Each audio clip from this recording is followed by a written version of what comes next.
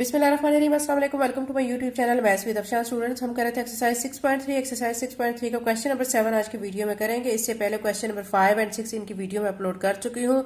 जो बच्चे question number 7 की ये वाली वीडियो देख रहे हैं तो उनसे यही मैं कहूंगी कि पहले आप question number 5 and question number 6 की वीडियो देख लें, क्योंकि ये तीनों क्वेश्चन सेम हैं। ठीक है, थोड़ा बहुत डिफरेंस है इनमें।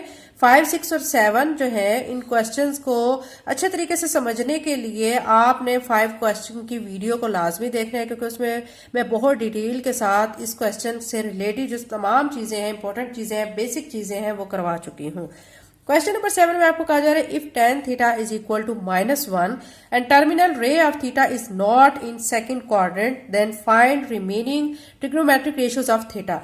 यानी tan थीटा वो कह रहे हैं कि -1 है और टर्मिनल रे ऑफ थीटा वो कह रहे हैं कि वो थीटा जो है वो सेकंड क्वाड्रेंट में नहीं है। ठीक है, पहले तो हमने फाइंड करना है कि फिर अगर वो सेकंड क्वाड्रेंट में नहीं है तो कौन से क्वाड्रेंट में है।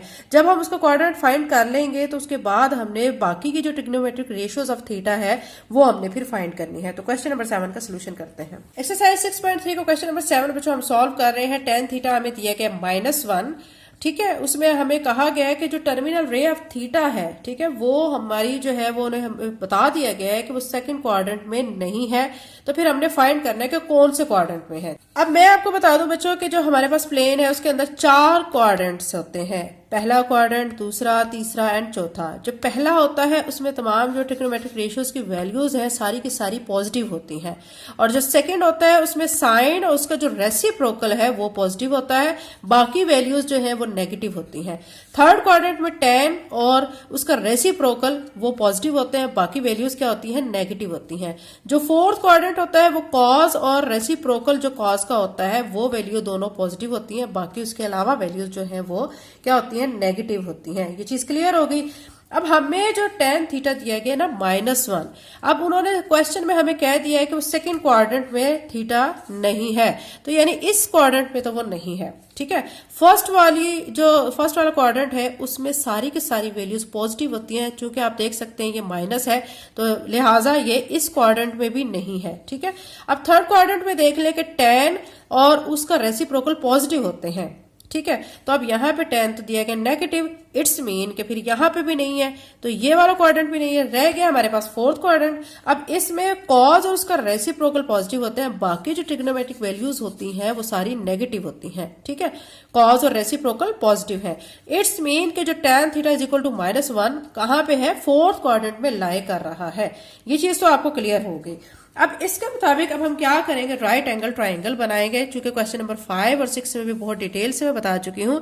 राइट एंगल ट्राइंगल के लिए बच्चों आपको पता है कि जिसमें कितने का एंगल बनता है, 90 डिग्री का एंगल बनता है। ठीक है, उसको क्या कहते हैं, राइट एंगल ट्राइंगल कहते हैं।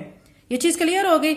अब एक चीज और आप देखें बच्चों कि यहाँ पे हमें tan थीटा दिया गया -1। अब इसके नीचे अगर हम लगाते हैं 1, ठीक है, तो अब आप ये चीज देखें, ये चीज कहलाती है हमारी परपेंडिकुलर, ये चीज कहलाती है बेस। ये चीज क्लियर हो गई। और ये वाली चीज क्या हो गई, हाइपोटेन्यूज। अब आप देख सकते हैं बच्चों कि जो बेस है, ठीक है, अब tan थीटा किसके इक्वल होता है, ये चीज भी मैं आपको जो क्वेश्चन नंबर 5 और 6 की वीडियो है उसमें डिटेल से करवा चुकी हूँ, यहाँ पे शो कर देती हूँ। साइन थीटा p/h के इक्वल है और इसका जो रेसिप्रोकल कोसिकेंट है वो h/p के इक्वल है। ठीक है, कॉस थीटा p/h के इक्वल है और जो इसका रेसिप्रोकल सीकेंड है वो h/b के इक्वल है, यानी हाइपोटेन्यूज डिवाइडेड बाय बेस। और tan थीटा p/b के और कॉट थीटा जो कि tan का रेसिप्रोकल है वो p/p के इक्वल है। अब हमारे पास जो tan थीटा दिया गया है ना, ठीक है, ये देखें tan थीटा दिया गया हमें -1, तो वो क्या है, परपेंडिकुलर डिवाइडेड बाय बेस। अब यहाँ पे परपेंडिकुलर डिवाइडेड बाय बेस, ये आप देख सकते हैं कि आप यहाँ पे ये P लिखा हुआ है, ये B लिखा हुआ है, ये H, P perpendicular, B base और H क्या है, हाइपोटेन्यूज है। ठीक है, अब हमें यहाँ दिया गया -1/1, -1 दिया गया, उसके नीचे 1 लगा ले तो कोई फर्क नहीं पड़ता, -1 ही आता है। तो अब हम क्या करेंगे कि हम यहाँ पे वैल्यूज को लिखेंगे। ठीक है, अब हमारा जो परपेंडिकुलर है यहाँ पे आ जाएगा -1, बेस हमारी क्या आ जाएगी 1, और अब हाइपोटेन्यूज को हमने फाइंड करना है। और ये फाइंड करने के लिए भी मैं आपको पिछले जो 5 और 6 की वीडियोस है उनमें बता चुकी हूँ, हमने पाइथागोरस थ्योरम लगाना होता है। ठीक है, तो आप लिखेंगे बाय, ठीक है, पाइथागोरस थ्योरम अप्लाई करने के बाद हम हाइपोटेन्यूज की वैल्यू को फाइंड कर लेंगे। By Pythagoras theorem. अब वो क्या होता है आप जानते हैं, hypotenuse square is equal to base square plus perpendicular square. Short way में एच बी और पी के से रिप्रेजेंट में कर रही हूं।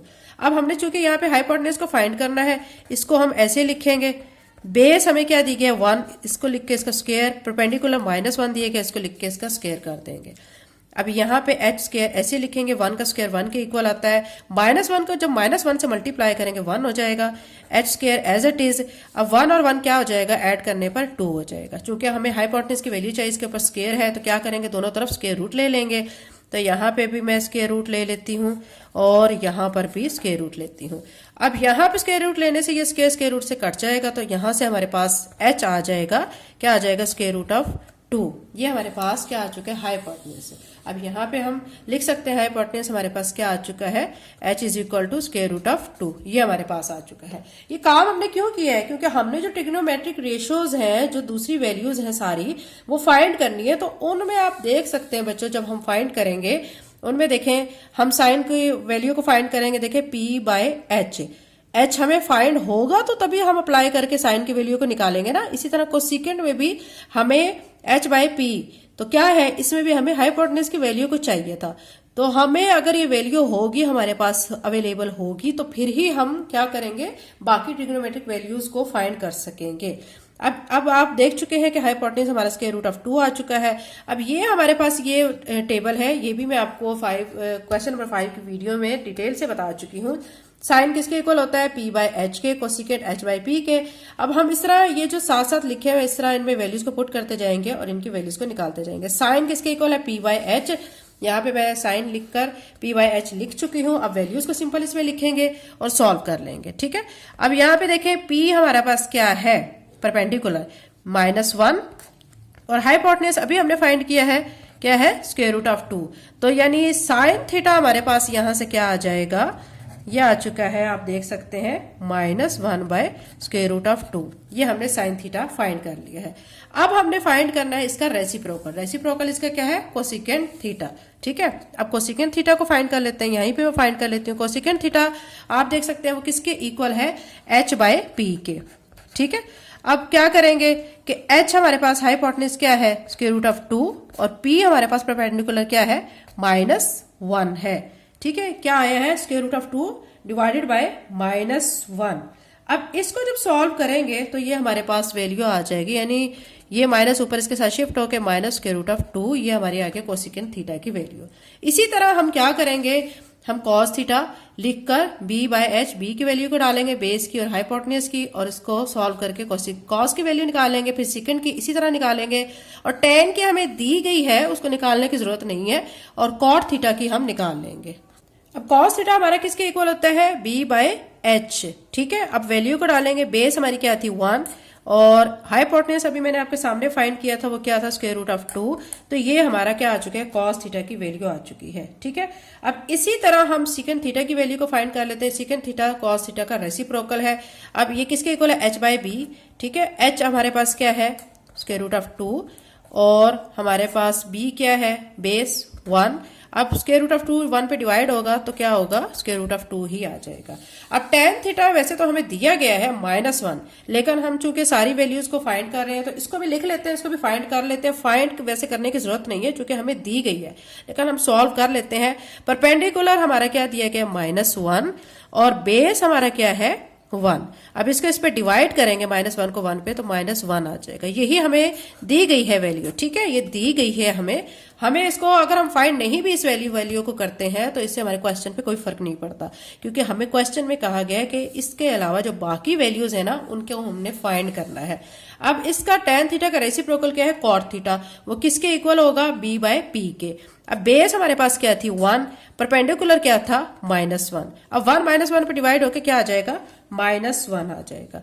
तो ये हमारे पास cot थीटा की वैल्यू आ चुकी है, ठीक है। हमें क्वेश्चन में अगेन बता दूं कि हमें कहा गया था कि tan थीटा इज इक्वल किसके है, -1 के, ठीक है। और साथ में हमें ये कहा गया था कि जो टर्मिनल रे ऑफ थीटा है वो सेकंड क्वाड्रेंट में नहीं है।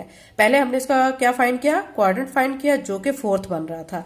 फिर हमने उसमें फोर्थ में जो बाकी ट्रिग्नोमेट्रिक रेशियोज थी उनकी वैल्यूज को हमने फाइंड किया है।